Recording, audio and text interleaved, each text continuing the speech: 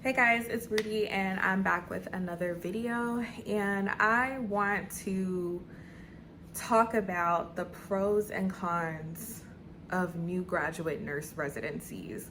I myself just completed my first year of being a nurse, and if you haven't watched the video yet, I have my first year as a psych nurse video. I will link that in the description box below so you guys can watch that as well. But I had my first year as a nurse anniversary on August 16th. So I have graduated officially from my new grad residency. So yeah, I kind of want to talk about the pros and cons of doing a new graduate residency. They're actually pretty widespread now, and I think a lot of places are kind of more so encouraging new graduate nurses to do new grad nurse academies or residencies for their first year of nursing. So I'm gonna go right into it. I have a list here. I'm gonna talk about the pros first, and then I'm gonna talk about the cons, because let's be positive before I start to complain, right? So the number one pro I feel is that automatically you get an extended orientation. My orientation was about 16 weeks. And having that longer orientation was like great. It was great. Another pro would be that you're not on an island. Like, you get to be connected with other new grads. Fortunately and unfortunately for me, I was the only nurse to go into behavioral health out of my entire new grad residency cohort. So I was the only one to go into psych. So I did not have any other psych nurses that were new grads that I could connect with. However, I was able to meet some other amazing young ladies that I have connected with. And that was really important to me, especially moving from Fayetteville to Greensboro, being able to make friends and meet people who are in my profession that we understand each other and what we're going through and stuff like that. So this kind of like ties into the extended orientation. So I say that you'll feel more prepared and more confident when you get off of orientation, because your orientation is so long. And I will say that they do work with you as far as like empowering you to feel like you're able to do what you need to do when you get off orientation. So if you need extended orientation, if you need to go back to another class, like whatever you feel like you need, they're really good about making sure that you feel comfortable before, you get put on your own. Because once you're on your own, you're kind of on your own, not 100%. Of course, there's always somebody available that you'd be able to ask questions to, but it's definitely different. You don't have your preceptor there. You're there by yourself. So I would say that I felt like my experience that the preceptors were more receptive to you. I think the new grad residencies do a good job, or try to do a good job, of pairing you with somebody who actually wants to precept you. A lot of nurses are not fond of precepting new graduates. They are not fond of teaching anybody. I totally understand that. Honestly, I'm not really mad at them. Staffing really sucks right now, and it is kind of hard when you have, like, in psych, 8, 10, 12 patients, and then you have somebody kind of like following you around, but they're not really able to like take an assignment and help you, but you're like drowning and stuff. So it's definitely, I can see how that can be annoying for some nurses, but I think they do a pretty good job of pairing you with preceptors that are readily willing to teach and want to precept you. Also, being in a new graduate residency looks really good on your resume. So that's definitely another pro. A lot of places are looking for nurses that have been graduates or have completed nurse residency programs. It looks really good on your resume. And my last pro is that through the nurse residency program, you get paired with a mentor leader. And I thought that that was very nice. And what I liked about that is that we didn't always, they weren't always talking to you like at work. We would meet up. It was a group of us. We would meet up with our mentor. We would go to restaurants. We would go bowling, get drinks, shoot the shit, talk shit about our jobs, got stuff off our chest. And it felt really, really good to be validated by, a more experienced nurse that was like, hey, I went through this when I was a new grad as well. And it definitely helps you to not feel alone, and it helps you feel supported. So I definitely like that. So those are all my pros. Now here's the juicy stuff. Here are the cons. The first con I would say is that in the beginning you are taking a lot of classes, like a lot of classes. You are in classes Monday through Friday from starting at 8:30 in the morning to about 4 or 5 p.m. Monday through Friday. Sometimes you would get out early on Fridays, but for the first couple of weeks, you're in classes and it is so irritating.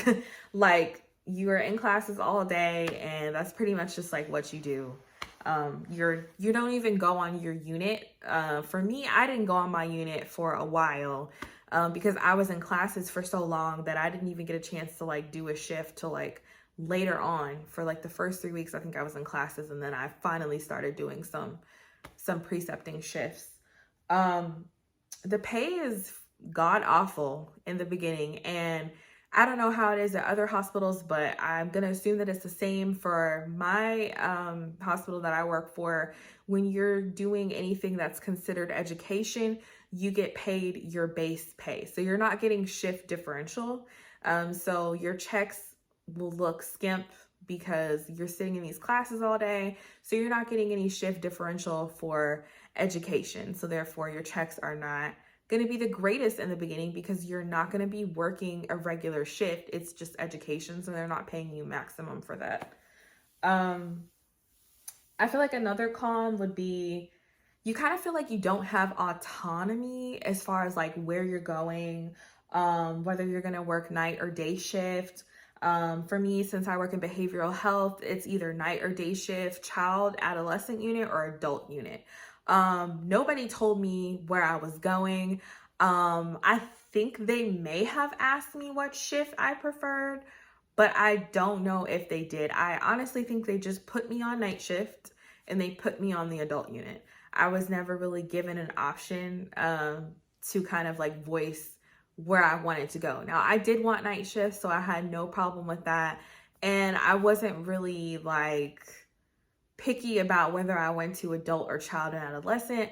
So for me, it was but I know for other people, it kind of messed with them because they thought that they were probably going to be going to maybe a renal floor, and they got put on a orthopedic floor or something like that. So that kind of pissed them off. So they do kind of place you where you're needed and you don't really have a say so. At least at my job, you can't transfer until 6 months into your job. So for me, since I was on the adult unit, I would have been able to transfer to the child unit after 6 months. However, for someone else working on a medical floor, which is my next con, you're not allowed to transfer to another specialty until you've worked that specialty for a year. So I would have been able to transfer to the child unit, but I wouldn't have been able to transfer to a med surg floor or the ED. I would have had to stay in psych for the first year of the nurse residency. Another con would be that it kind of feels like nursing school in the beginning. Like I said, kind of going back to the fact that you take all of those classes. It really does feel like nursing school. We had to take an EKG class that was intensive. It was on WebEx. We had to take a test. If you didn't pass the test, you had to remediate and retake the test. It was just, it was giving me anxiety. It made me feel like I was in nursing school again, definitely. So that's definitely a con. My last con would be that just kind of the inconsistencies in preceptors. I know I did say that my experiences with my preceptors were primarily positive, But because you're in a nurse residency, you kind of have to like get in where you fit in. They base your schedule off of the full-time staff that's available that day. So they might say like, hey, you're going to be, precepting with this person, but if that person calls out, you're still going to show up. And a lot of the times I felt like people, didn't know that I was going to be there. So it was kind of like, oh, well, I got to take you on. So it's like if somebody's taking you on as a preceptee and they're not in the mindset to do that, there can just kind of be some inconsistencies as far as like information that you receive, learning what you need to learn.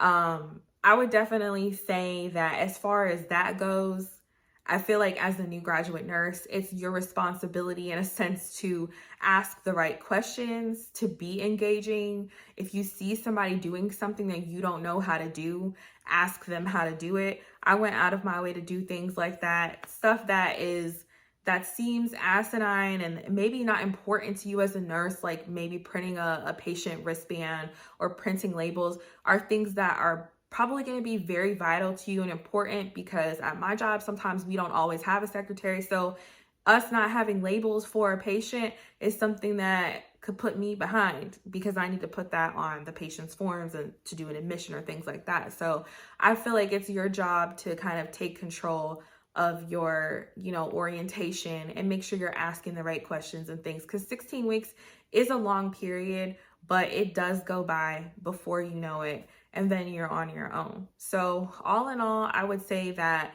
my nurse residency experience was positive. I definitely felt like I was more empowered and confident to do what I needed to do when I got off of orientation.